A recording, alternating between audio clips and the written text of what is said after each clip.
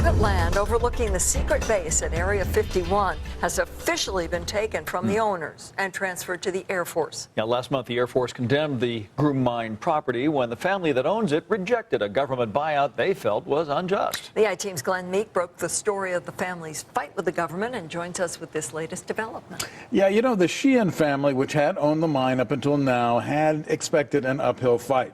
And they also expected that the government would probably end up taking the land through eminent domain, even though the Sheehans owned it since U.S. Grant was in the White House.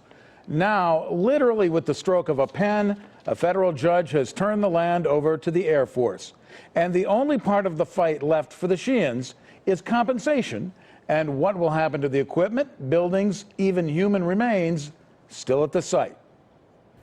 In the remote central Nevada desert, the Groom Mine has been an island of private property surrounded by a vast government buffer zone. The buffer zone is patrolled by security troops to prevent people from getting a look at the secret Air Force base at Groom Dry Lake, better known as Area 51.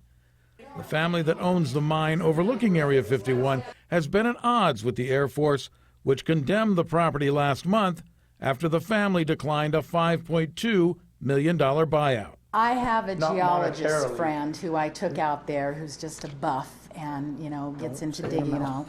And he said it is literally almost priceless.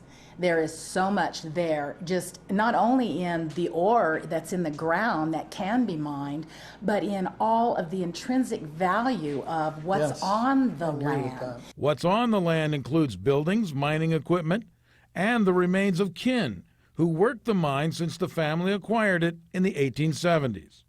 And there's the question of indignities suffered by the family from nearby government testing over the years, including buildings strafed by military planes and radiation drifting downwind from above-ground nuclear shots in the 50s and 60s. This has been, like I said, a 60-plus year, nothing short of criminal activity on the part of the federal government, the AEC, Black Ops, CIA, you can go on and on. And now what the Sheehan see as the final indignity.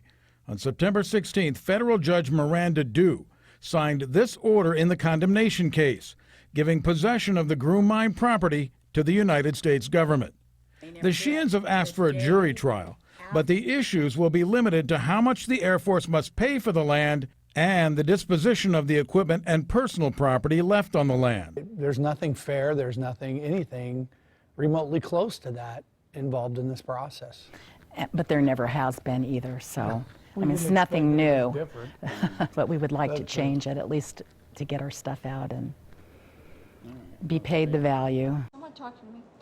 The Air Force made its final $5 million offer to the Sheehans after concluding that the security and safety of defense testing in that area made private land ownership impossible.